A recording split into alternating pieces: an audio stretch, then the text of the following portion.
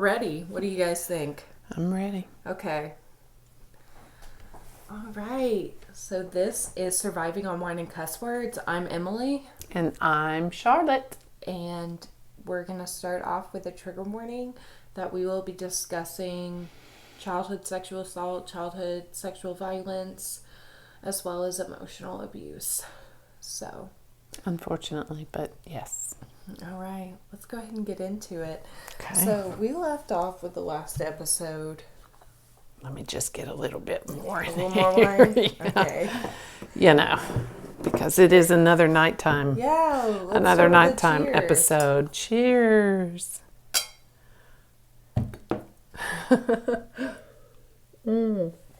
Okay. All right.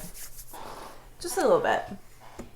So we got into a little bit of the background last time. We got in a little bit of context where you, as beautiful, functioning adults and productive members of society, could feel where we kind of were at that time from my point of view.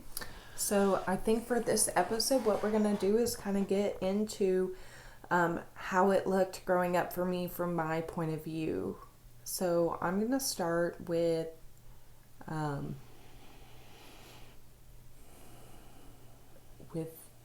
my dad, my first memory of him. He was there before I could form memories, so he's in some of my earliest memories as a child, normal dad things that normal dads do, push you on the swing or run around with you outside, I guess. And then kind of fast forward to the divorce. And I'm 9 years old. We've got my little brother Alex, my dad, and my mom. My mom, from my perspective, has just gotten a new job. And everything is crazy because she has this brand new job. And I'm so proud of her and I'm so excited for her. And we're not going to be poor anymore. Excited because it was going to be great for the whole family, for everybody. Because I remember taking you guys into Toys R Us after like my second paycheck saying, pick anything out you want. Right. Pick anything out you want. Where, we got to the point at certain times where we were cutting off the cable and cutting off the phone because there was a summer where we only ate turkey sandwiches. We needed to eat. Yeah. We couldn't pay a phone bill and that at the same time. And this job came. So I remember the struggle, and I remember the struggle so well growing up that I remember thinking that I don't really care what I do when I'm grown up. I just don't want to.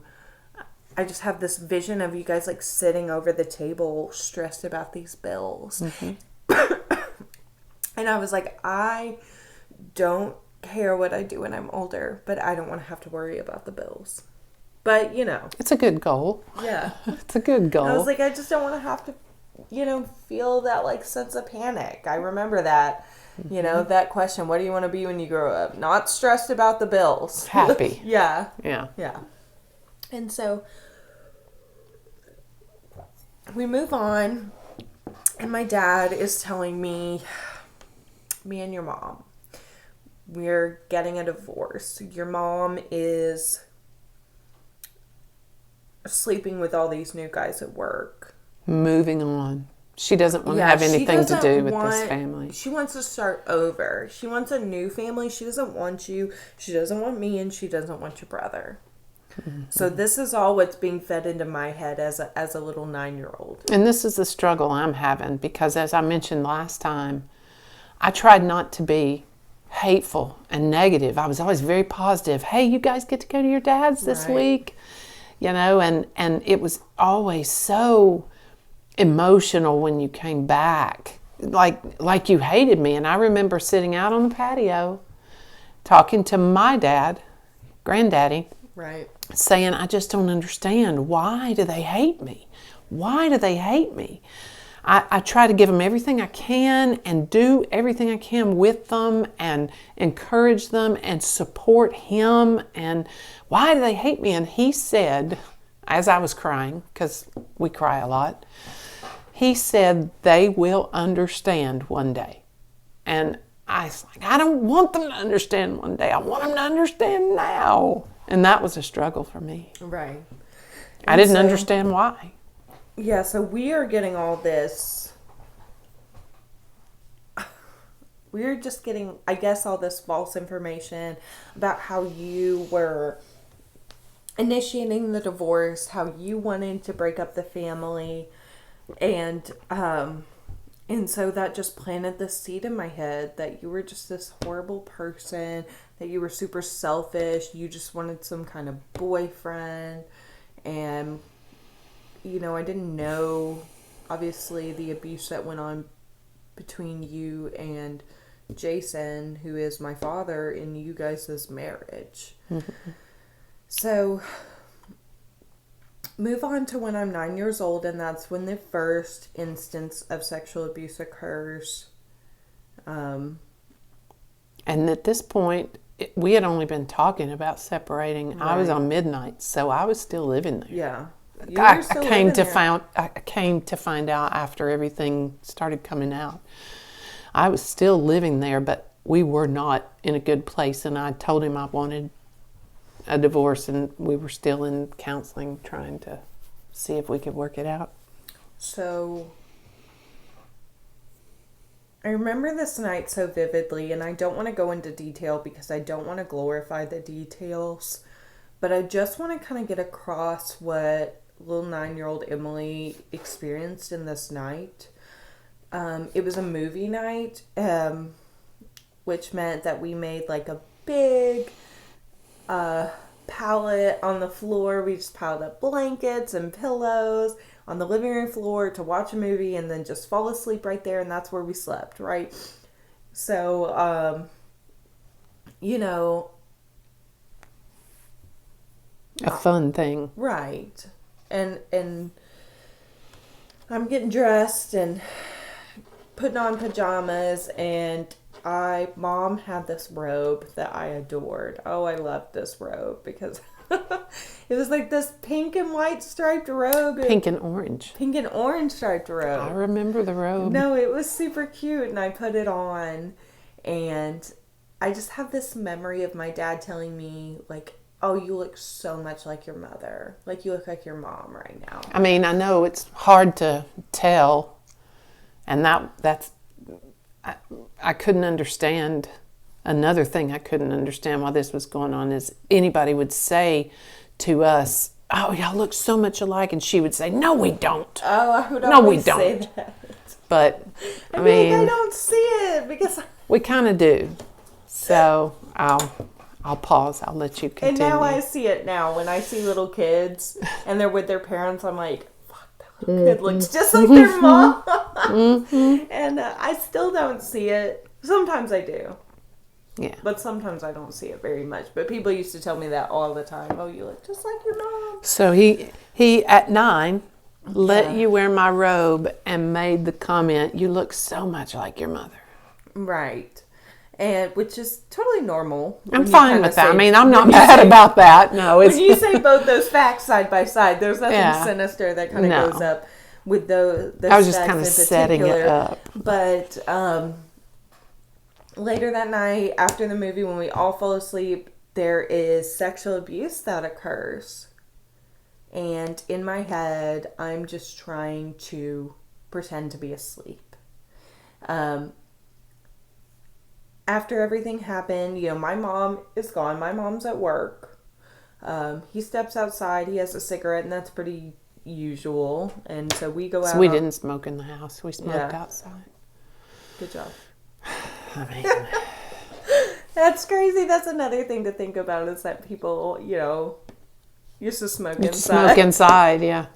That's crazy, but you know, I always loved the front porch because you could see all the fireflies and all the summer stuff out there, and you always got to go out there and kind of hang out because the parents were out there anyway. And anyway, so I went out on the porch because I obviously wasn't asleep, and so he left after the incident occurred, and you were pretending to be asleep.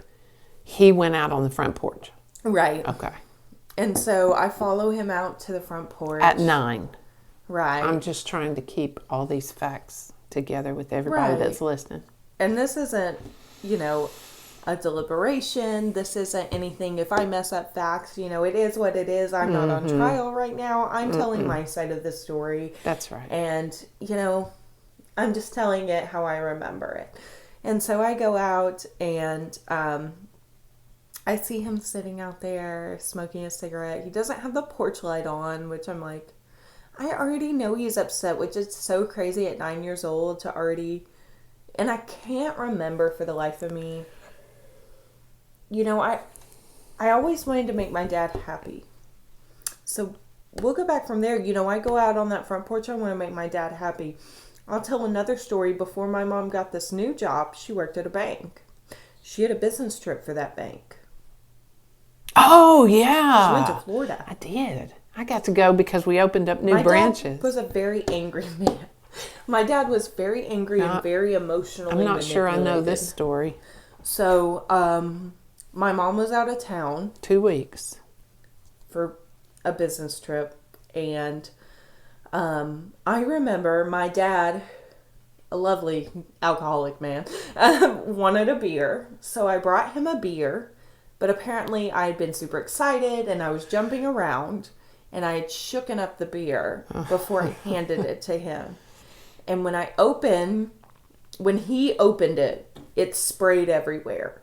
And I said something like, "Oh, did you shake it before you opened it?" Because in my head I was like, oh yeah, shaking carbonated things makes it spray, because I'm a child putting together facts of the universe. I can just picture you at this point with that long blonde hair. Yeah, dancing around in a little dress and handing it to him. And so it sprayed everywhere, and he was sitting in the kitchen, and he said, "Does it look like I fucking shook it?" And he's spraying it, and he's like slinging it all over the kitchen, all over the walls. It was a Spark. Shout out Spark malt liquor. Okay? It was a Spark. God.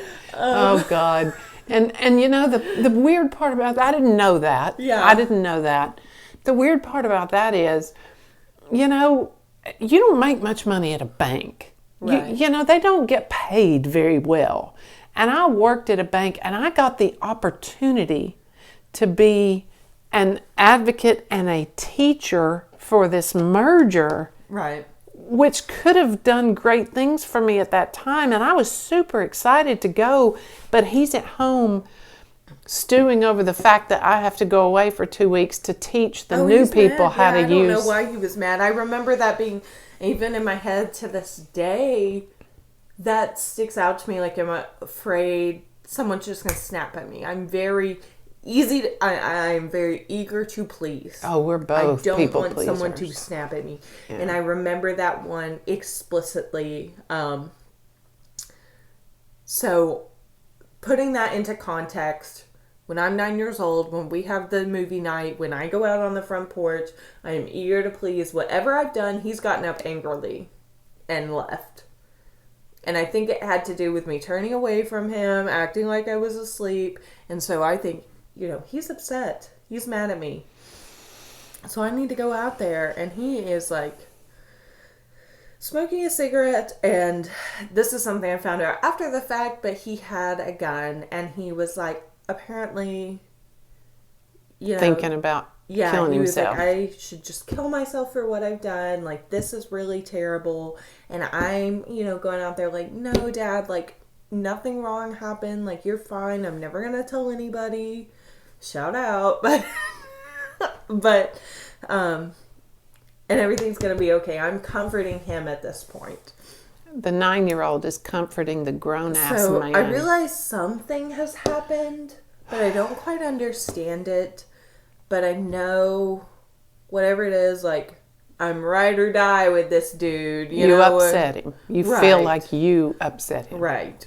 And I've, and he was quick to anger. Just all growing up, you think about, I would knock something over, he would spank me. Like, it was very quick. And I know I get accused of not being a disciplinarian, but hell, I was, I'm not a spanker. I don't see, I have other forms of punishment, and this is not this is not the parenting podcast, and so everybody has their own opinions, and I just wasn't a huge spanker, and I hated it when he did it. But of course, he didn't want to have anything to... And it wasn't like something where if you use spanking appropriately, where you're, okay, this is your calculated punishment. He would spank us quick. He was angry. He was angry while he did it. And it's not recommended that you spank your children while you're angry. That's physical abuse, interaction out of anger. Mm-hmm. You need to step back. You should step back, and if you have decided this is an appropriate punishment, then you go back and deliver that punishment. Mm-hmm. But it's not about snapping at a kid and spanking them. Oh, I'm going to spank their butt because that's okay. You're still just hitting them out of anger really quickly. So... moving on, I'm 9. My parents start going through this divorce, and my dad... wait. You're on the porch.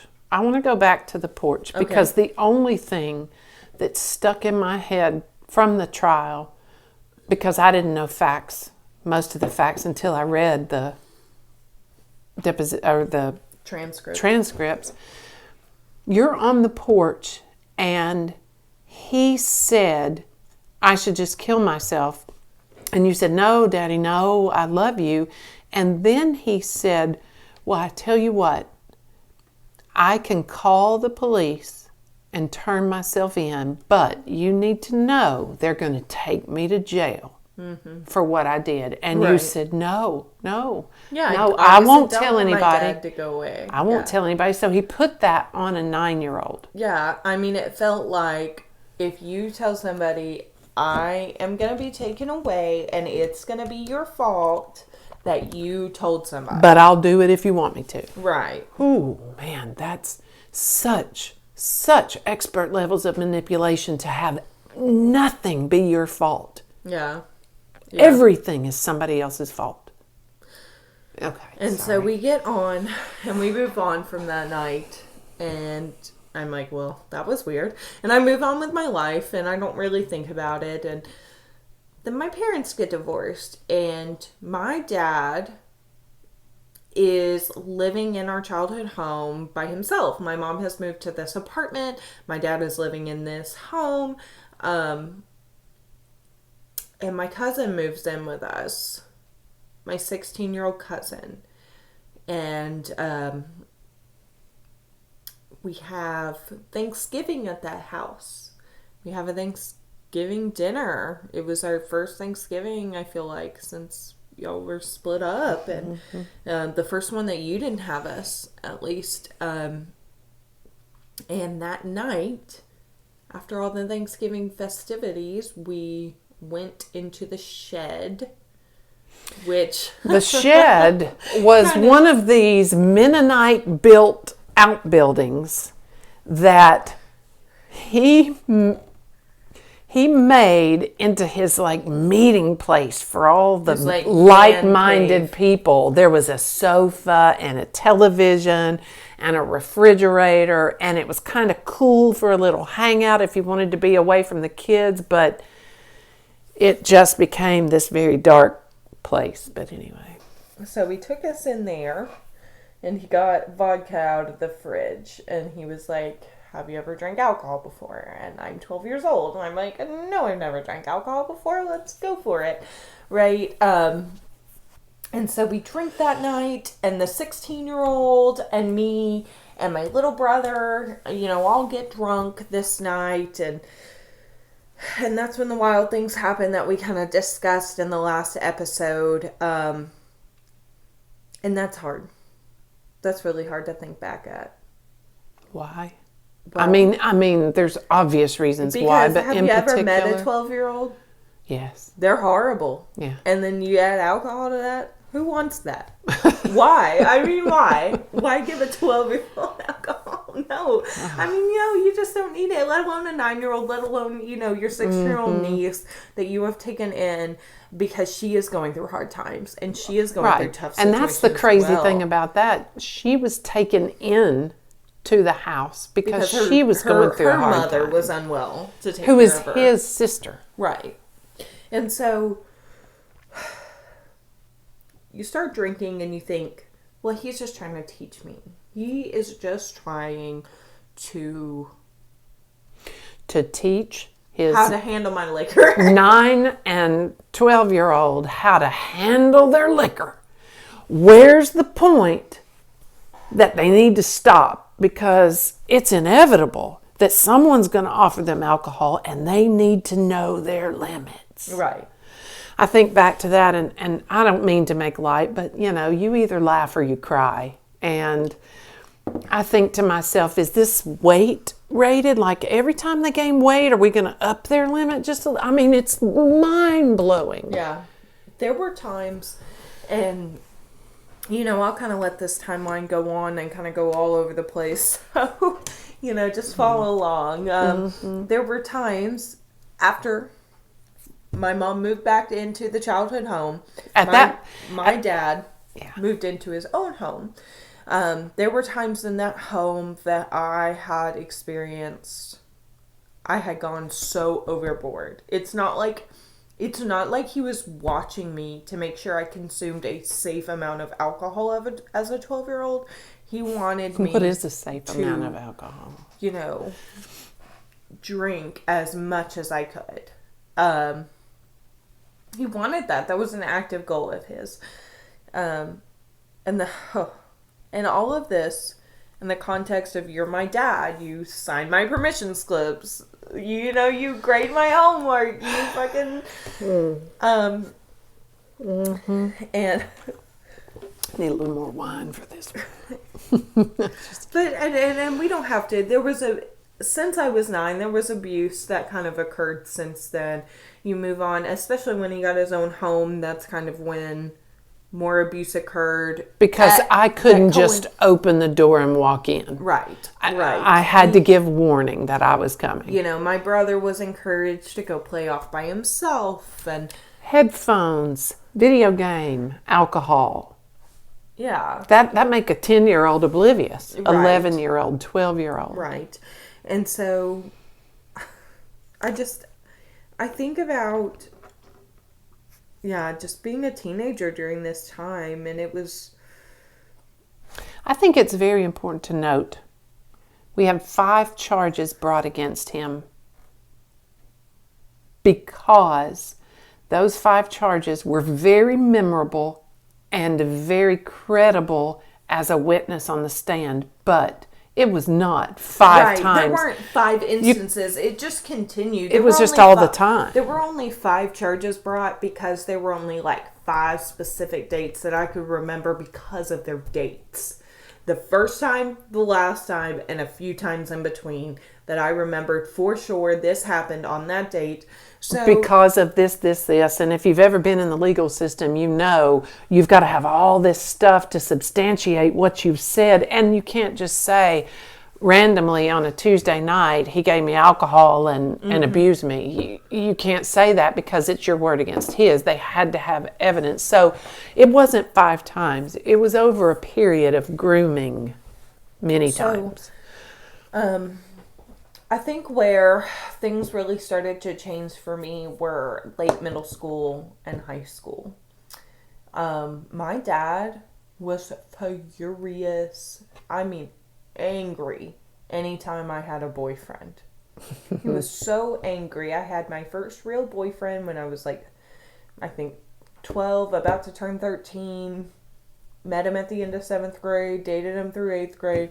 He was my first real boyfriend, and my dad wanted to know every detail of anything we did on every date. He wanted to know what was going on, what I was thinking, what I was feeling. He was jealous. He was like a jealous 12-year-old. Right. And so I have a vivid memory of being on vacation with my dad while I'm 13 years old. I am dating, and I've just started dating this boy who is my age, by the way. And he texts me something and he calls me baby. And I was like, oh my God, that's so sweet. I love it. I run and show my dad because in my head I'm like, my dad is someone who loves me and who's going to be excited for this. I show my dad that, and he's angry. And he starts to be angry for the rest of the night. And of course we're on vacation, so we're drinking. And he's giving me alcohol, but he ended up spanking me for that text that I got. So I'm drinking alcohol and at the same time getting a spanking for this text I got from my boyfriend. If you could see my mind, it just went into weird freak out overload mode. Like that's just. I mean, imagine how confusing that is for a little girl, for a child, for her dad to say, okay, you're old enough and adult enough to drink alcohol, but you're not old enough and adult enough to get this text from this boy, and I'm actually going to spank you for it because it's so inappropriate. And so I grew up immensely confused about the roles of parents versus the roles of partners versus the roles of friends. I didn't have a lot of friends. There was so much going on with the custody battle that weekends were so sought after. My dad got his every other weekend. Well, no, it was a crazy 50-50 battle, so your schedule was even weirder than other people who had divorced parents with every other weekend. He would be mad at me if I was supposed to be with him that weekend and I would want to go to a friend's house. Yes, that's my time. He would be super mad at me if I wanted to go to like a friend's house or do something with my friends on the weekend, even through high school. Mm-hmm. And so imagine how alienating that is for a high schooler not to be able to do anything on the weekends.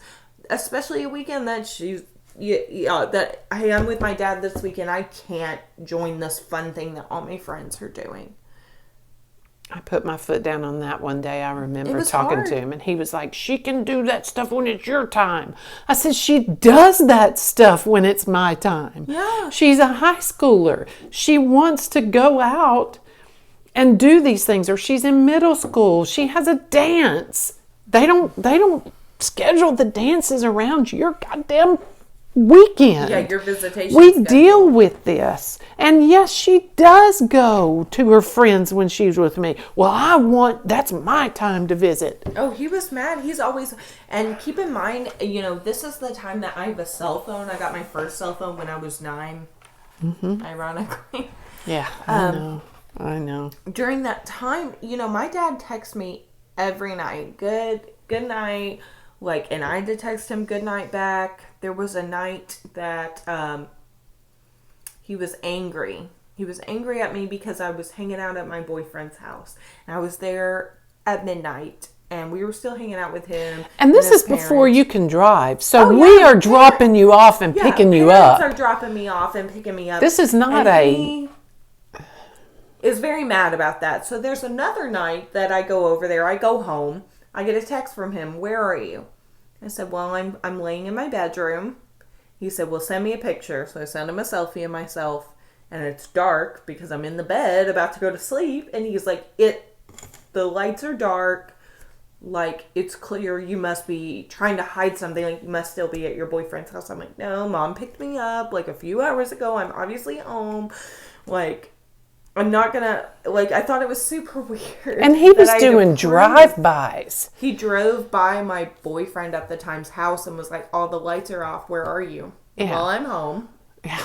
Well, I'm home. Well, you just sent me that dark picture, so you must be in that house. No, I bet they went to sleep because I just left and everything, and just unreal. Like, that was acceptable.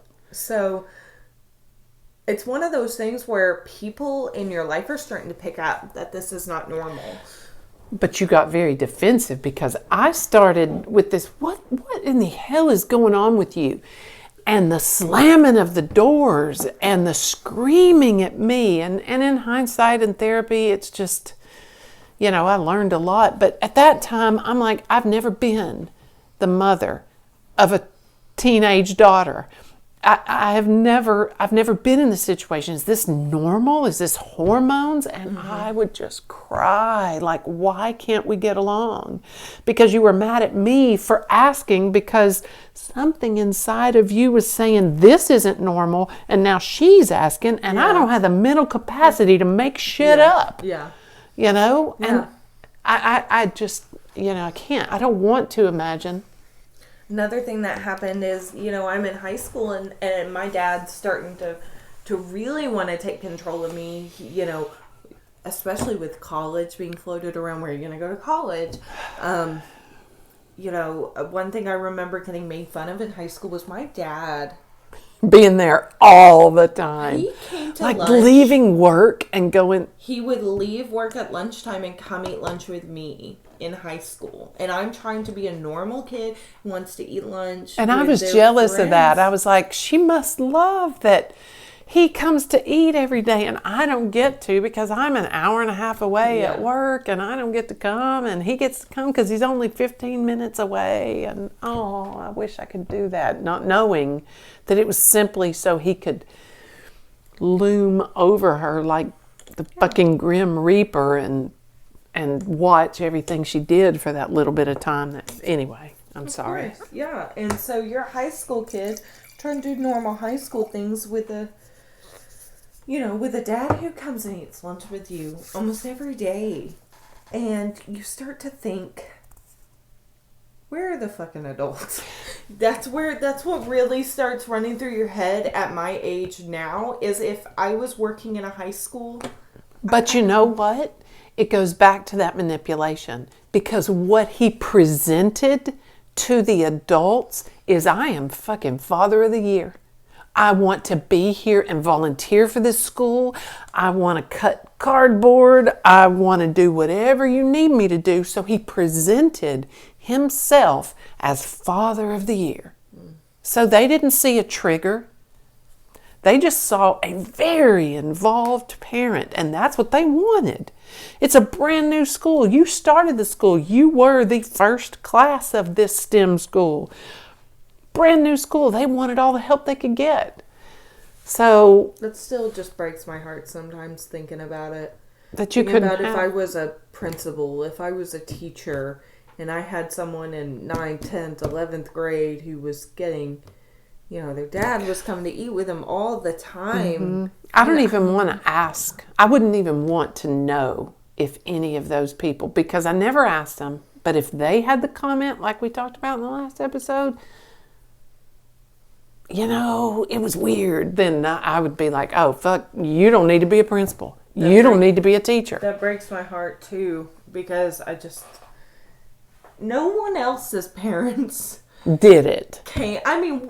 Every once in a while, somebody's parents might come like once a year to fold copies in the office because volunteer hours were required. Yeah, and they might bring them lunch during that time. But I remember just how isolating it was. Yeah. And what are you going to do? Tell this person that you want to make extremely happy not to come spend like the same lunch period with you? Well, it's hard to do as a adolescent. Yeah. Much less a groomed adolescent. You're going to say, well, this is amazing. My mom is keeping me from you, and you can come to the school and we can hang out. I have messages between my father and I of him texting me during class and him being mad that I didn't respond within enough time. But I was literally in class. I was in class and I would have gotten in trouble for like pulling my cell phone out. So it was that constantly. And there was no one I could tell about that. There was nothing I could do.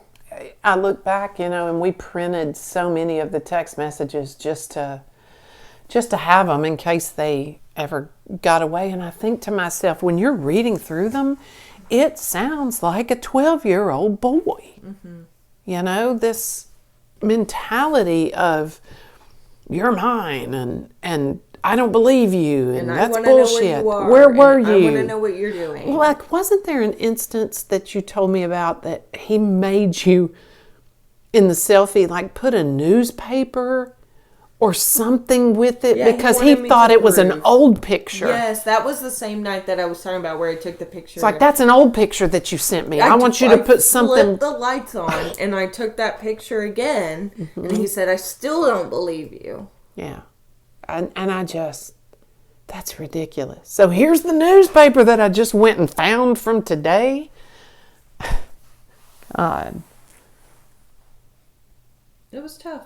Our worlds were very different. It was tough for me, but for such different reasons, because I just couldn't understand. Yeah. And at the same time, I'm holding all this stuff. I don't realize that other people don't have this pressure from their parents. And I am just holding all this and trying to keep it from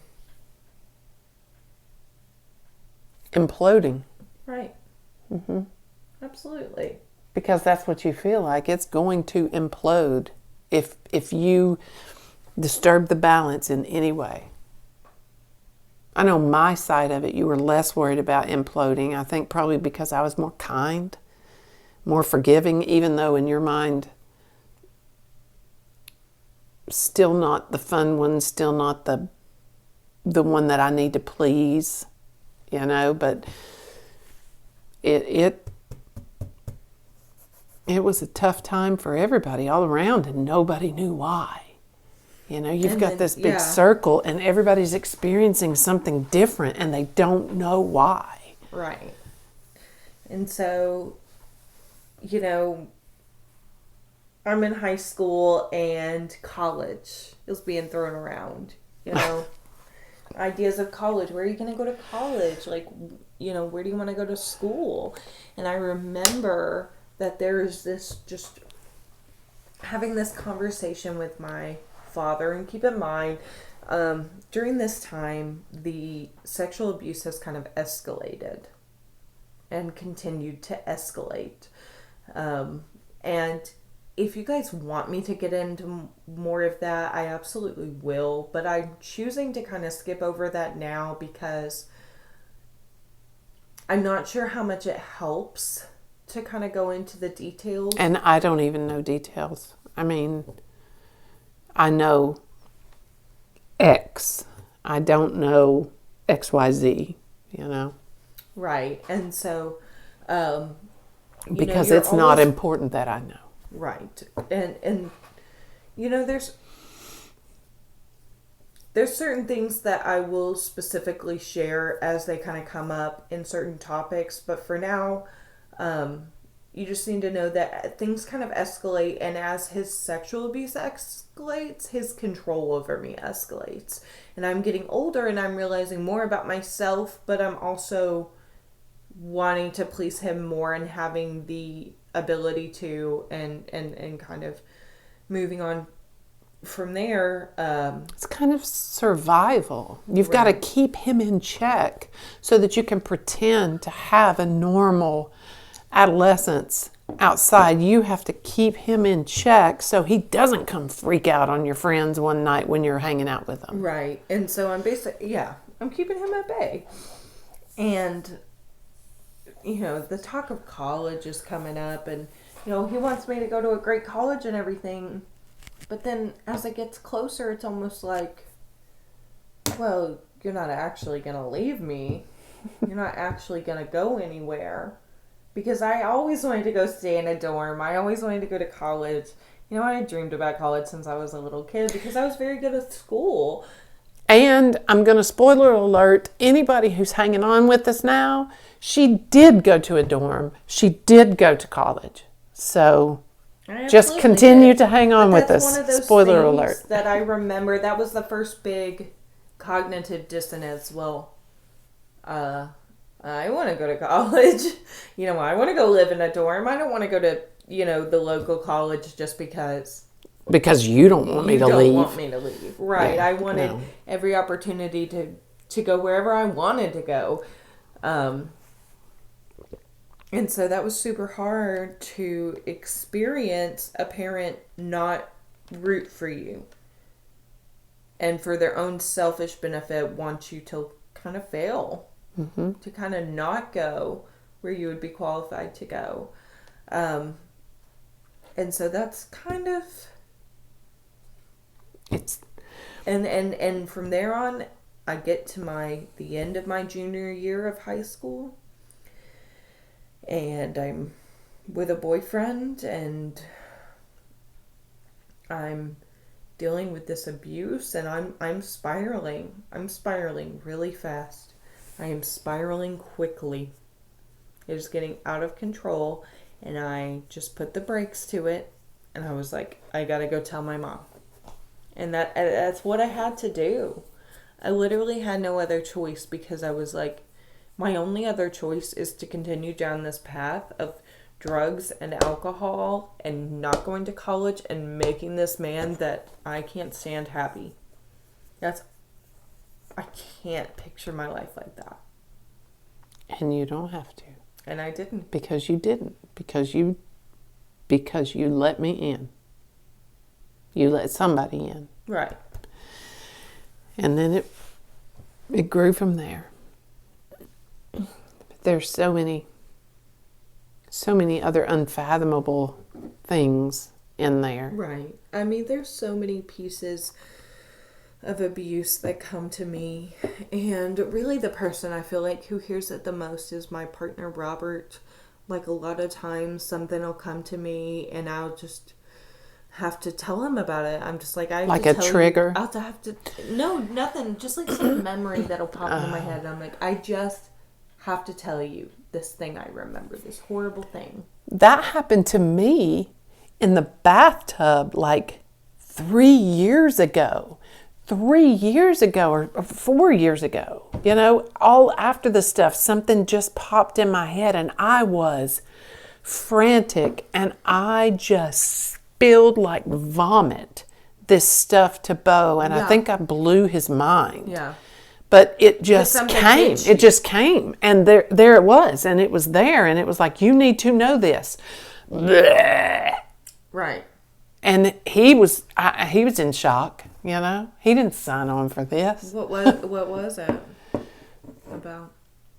It was about an instance where Jason, ex-husband, your dad, wanted me to have sex with someone else while he watched and filmed. And it frightened me. Yeah, and you just and it was like I didn't even remember it until that night, and I don't even know what the trigger was. But the memory came flooding in like fucking Niagara Falls. Right. And I called him in there and I said, this happened. And I was very, very not comfortable. You just had to tell him. You know, and then I remember an instance in the grocery store, and I have to stand up for this one.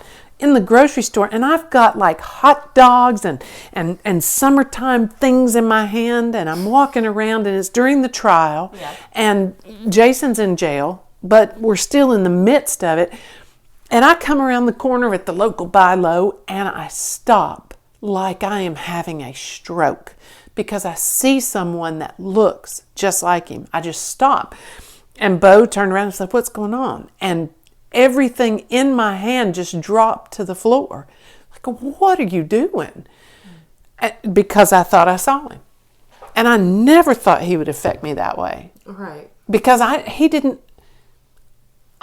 know the kind of control he had over me until all of this came out. And it was, So I think something that I kind of want to touch on that's in this book, The Courage to Heal by Elaine Bass,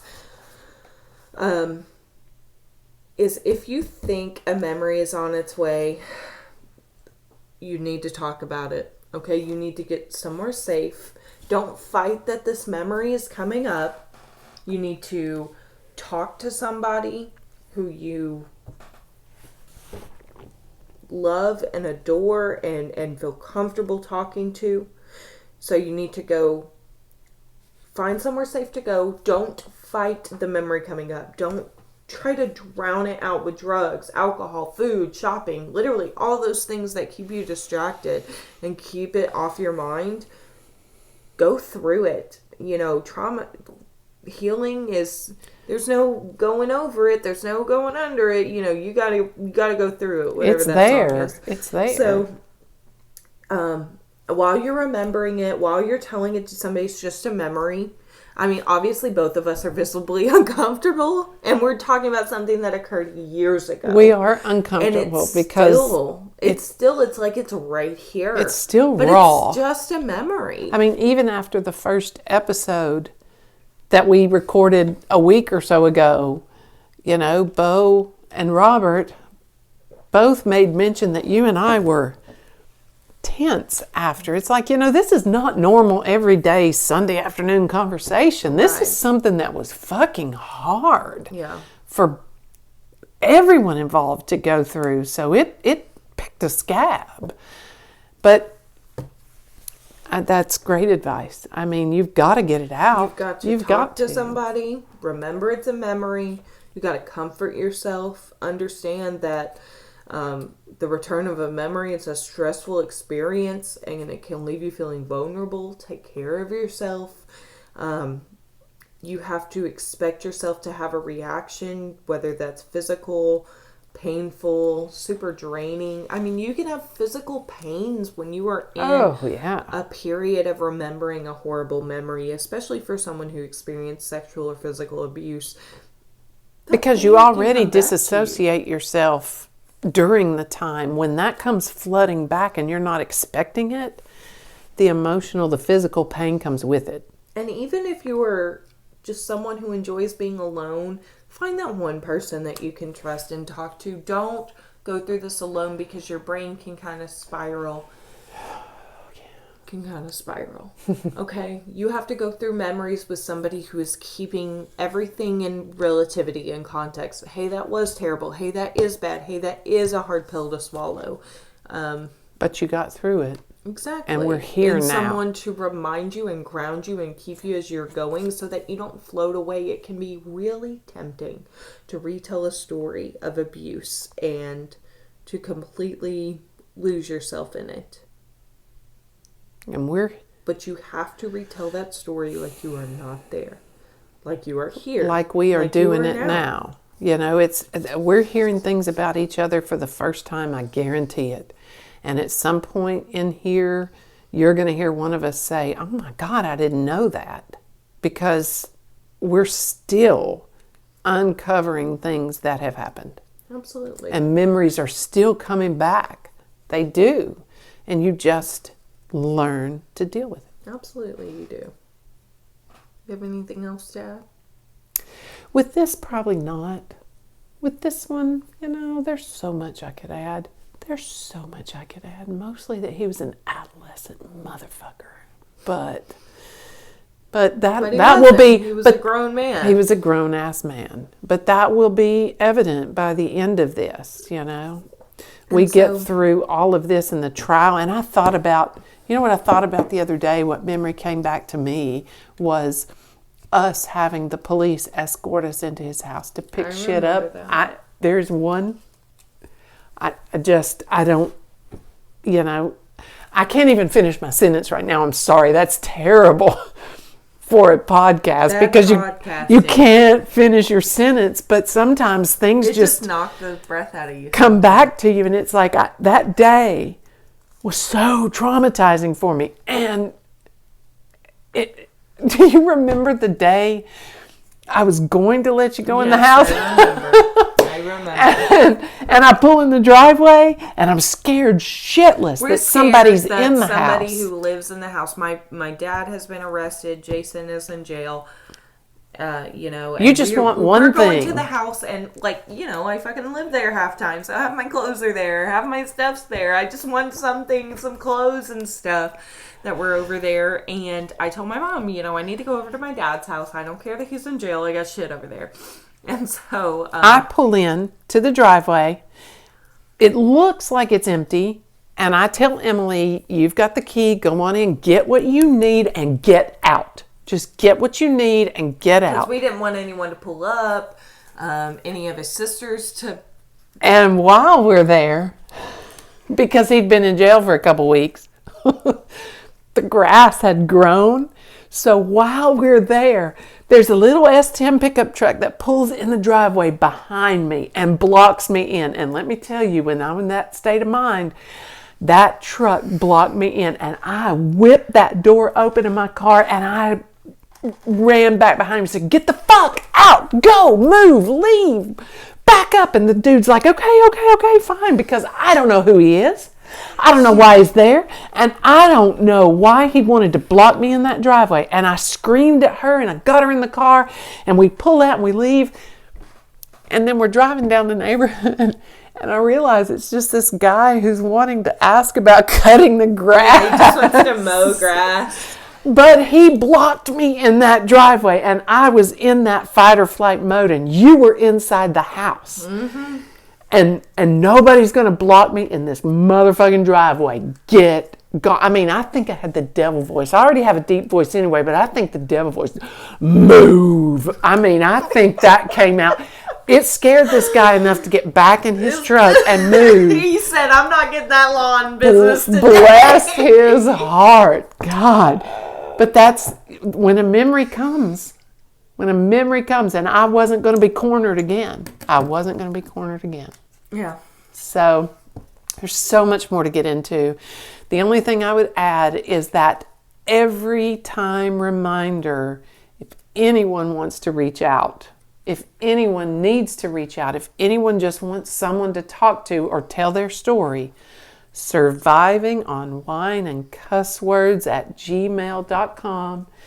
And we will read your story, not on the air. I mean, not like here. No. We will read your story. We will get back in touch with you. We will give you whatever help and resources you need, regardless of what stage you're in, because there are so many stages. We will help you. So I want to remind that. survivingonwineandcusswords@gmail.com. And of course, if you have any questions, comments, or concerns, please email us at survivingonwineandcusswords@gmail.com. We do read that. I also want to shout out and say thank you for all the wonderful YouTube comments we've gotten under these podcast videos. They've been excellent. I can't wait to get the podcast live on other platforms, and we'll keep you He was working on that today, so we will absolutely keep you updated on that as we get information. But thank you so much for the people who have found this helpful or just interesting and love us. Yeah. Thank you. Absolutely. Of course, if you have anything you need to say to us, please leave a comment. Please email us at survivingonwineandcusswords.com. And take care of yourself. Take care of those around you. Stay lovely. Stay beautiful. And we love you. Keep on surviving. We do love you. And we'll see you next time. In the next episode. Bye. Bye.